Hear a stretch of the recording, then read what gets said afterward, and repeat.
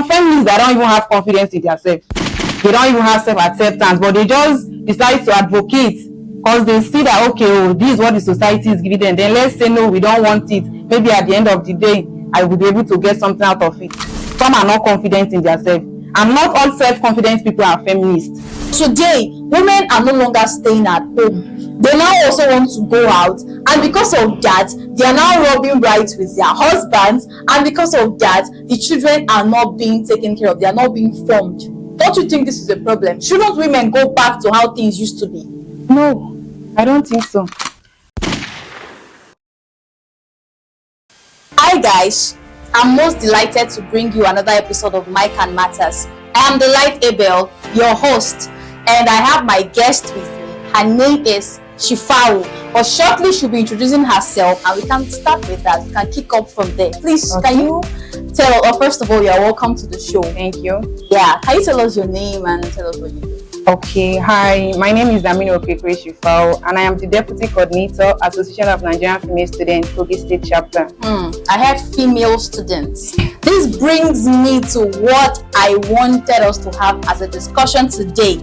She's someone who advocates for female rights, female students, and then ladies generally. And now I want to begin by saying that in our world today, women have taken over. In our world today, women are doing a lot of amazing things. But the question still remains, who is a woman? Do you have an answer to that? Because to some people, a woman is a weaker vessel. To some people, she's just one whose life history or life cycle is just all about the bedroom and the kitchen. Everybody have their own definition of what or who a woman is. And let me start by asking someone who deals with women and ladies, what do you say, or who do you say a woman is? Thank you. So, a woman is an individual, that embodies strength and courage. They are resilient. A woman is not just for the bedroom or what. So, a woman is a mother, a sister, a guardian, a friend, and a confidant. I love that. Yes, a woman is more than just the definition you gave me just now, or what people think a woman is. I like that. Now, there's something that caught my attention what you said. A woman is an embodiment of strength.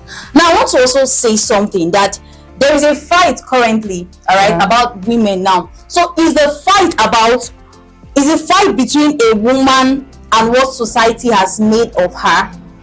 Society has made women to be so many things, especially in this setting, this African setting. So now, is the fight between that woman and what society has made of her, or is this fight between her and what she has accepted of herself? Well, I would say both are related. A woman is what the society made of her. Why? Because when we talk about gender inequality, the society has given so many stigmatizations, stereotypes about what a woman should be, how a woman should be in the kitchen, how a girl child should not go to school. And when a woman tends to believe that, fine, a society said I shouldn't go to school, then you are limiting yourself. But when you have the confidence that yes, you can do it, it starts from you. For you to do, you have to accept yourself, self-acceptance and self-love. You need to have this. And when you have this, you can fight against the stigma that the society is giving to you. I like that. So does that mean that in your own definition now, a woman should not really accept what society has made of her? So if she wants to define herself, she should define herself based on what she has accepted of herself. So let me ask, what is your own definition of yourself? I'm confident in myself, Obviously. As a daughter of a farmer. If you are like, you go to school. No, after secondary school, you can get married or assist your father in the farm. Also get married to a farmer. I was like, no, I want to be a lecturer. I went through my NC and I'm running my degree here in my final year. So imagine if I should have allowed the society to limit me to what they said.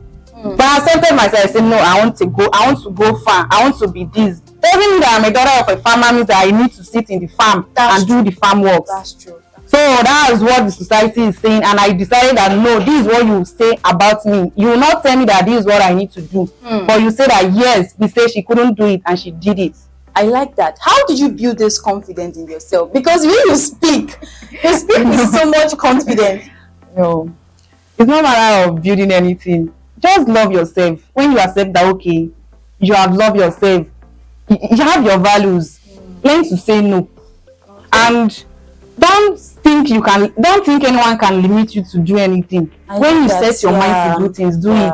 Yeah. Boldness, be bold. If you are wrong, you'll be told that you are wrong. Simple. Nobody is going to beat you or anything. You just next time you try again, you keep trying, and you start building up. On a good day, we'll talk about that side of getting married to a farmer. I would love to hear that story. But for today, for what we've discussed so far, you seem to me like a confident woman. Now, there's a problem, not really a problem, but there's actually a question and a concern. And that concern is, what is the difference between a confident woman and a feminist? Confident woman and a feminist.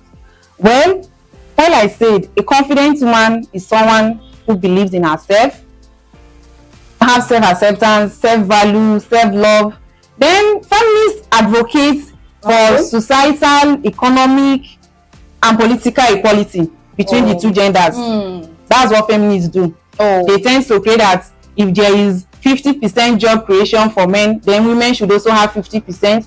If 50% of men are in politics, then 50% of women should be in politics also. I like That's what feminist is all about. And there are some feminists that don't even have confidence in themselves. They don't even have self-acceptance, but they just decide to advocate because they see that, okay, this is what the society is giving them. Then let's say, no, we don't want it. Maybe at the end of the day, I will be able to get something out of it. Some are not confident in themselves. And not all self-confident people are feminists. Yes. I get. So now this brings me to, what do you say about gender equality? Gender equality. See, the thing is, in a country like Nigeria, but present day women are fighting for equal rights. They want to, I don't want to use the word rub shoulders, but they want to be on the same height, the same level with men. You see ladies now contesting for some kind of positions, and there are people are telling them, you're not supposed to be here. But then let me hear from you. What do you say about gender equality? Gender equality, when it comes to gender equality, it just means giving rights to women the same way rights are given to men. Right to education, right to participate in politics, right to life, right to make your own choice as a woman. Is that what you define? That's what I see gender equality as. Because the reason I'm asking this is, many people believe that gender equality is, okay, let's assume that we are married, and I'm the man of the house and you are the woman of the house. Now women want to be on the same level with their husbands. I believe you understand what that means. Yes, so now that is actually taking the place of submission out of the picture. Do you have anything contrary to that, or you believe that yes, that's how it should be? No, I don't believe that is how it should be. Women are supposed to be submissive to your husband. Yes, we know this. We need to be submissive because why? Father is the head of the family. We know. Yeah, we know. But it doesn't mean that you should deprive her of her rights, limiting her to what she can do. Fine, you are a husband. Your wife wants to be into politics. Let her go. Doesn't mean that she's going out there and she will not take care of the home. She will come back to the home. But is that really what gender equality is? That's what gender equality is all about.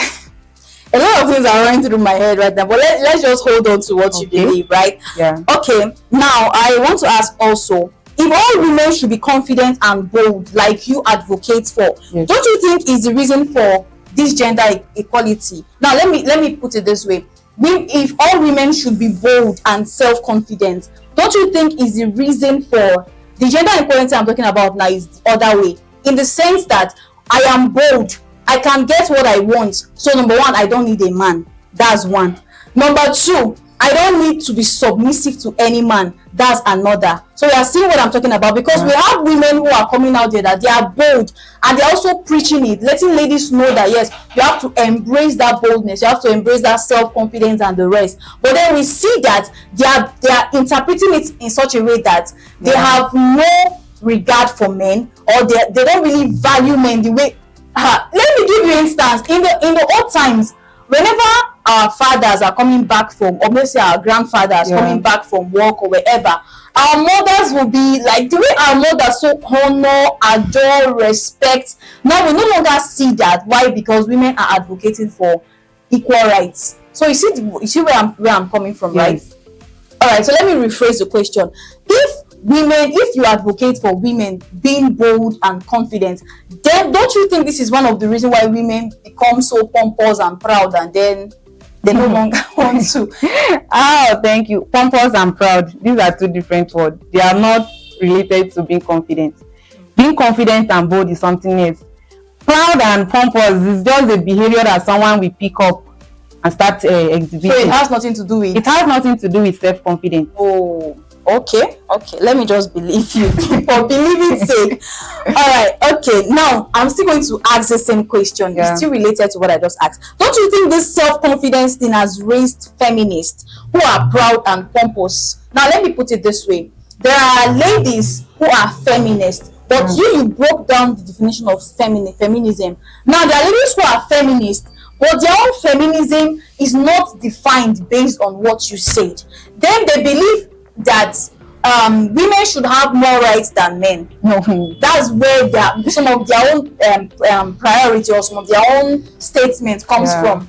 So now, again, what should we talk about? What should we advocate for? Is it this gender equality, or we should just accept what we have and all of that? No, we don't have to accept it. Okay. We keep pushing for gender equality. Mostly, the main gender equality that these feminists are fighting for, some are in politics aspects. And right now, Nigeria are giving females more opportunity to go into politics. They are reserving more seats for women in the House of Assembly, in the House of Reps. So if a feminist is out there feeling pompous or proud, that is her own behavior that she's exhibiting. So that is not part of the trait. That's not part of the trait. I get it. Yeah. See, the old tradition tells us that a woman should be subjected to a man. Yeah. Well, in such a way, some people call it slavery. But would you call it slavery? No, I don't think it's slavery. It's just being submissive to your husband. Okay, and we see that has in a way improved our society. Why? Because the men are going out to their farms and various places where they get daily bread, while the mothers stay at home to mold and nurture the children, and it has helped. And once these children grow up, they become something in society. Yeah. But today, women are no longer staying at home. They now also want to go out, and because of that, they are now rubbing rights with their husbands, and because of that, the children are not being taken care of. They are not being formed. Don't you think this is a problem? Shouldn't women go back to how things used to be? No, I don't think so. There are children that their mother doesn't even live with them, and they are trained up well. Thank God say they are, not all. Not all. Primary responsibility It's not the responsibility of a mother to train the child. Even the father has to train the child also. The community, the relatives are parts of people that train the child. It's not only the duty of a mother. A mother going out to also look for her daily bread or whatsoever doesn't mean that a child will not be brought up. There are children that their mother are full-time housewife, and when you see them, they are not responsible. They are irresponsible. They are not trained well. Now tell me, is the mother not at home with them? Why are they not well trained? So mother going out into politics or whatsoever doesn't determine training of a child. Even a father is supposed to train his or her child. He's supposed to train his child. Sorry. I get the whole thing is taking a lot for me to process, but I get your point. Yeah. Now you said something about women going, and you've been emphasizing women going into politics. This brings me to a politician, a female politician that we know, and I believe you know her as well, Senator Natasha.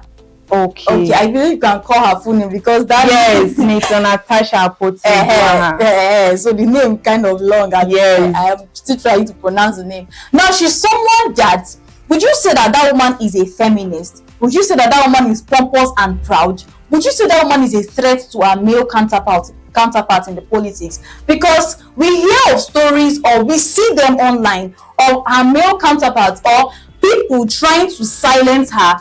But don't you think that is the right thing to do? Maybe. Well, she's a fighter. You know, she's a senator representing my district because I'm from Okene. Okay. So I see her as a fighter and a dedicated leader. Her. She's a dedicated leader. She's not pompous. She's just fighting for her rights. She's someone that has gender justice for rights, equality, and she's not fighting for anything. She's not. I get. So what is sponsoring her move? Is it because she has issues with men or no? If she allows this to continue, it's going to continue till when do we know when it will stop? She's fighting for it now. People are aware that so there are so many things going on in the house. They are trying to cover up. I get it. So she's fighting for her right. It doesn't make her to be pompous or proud or anything. I understand your point.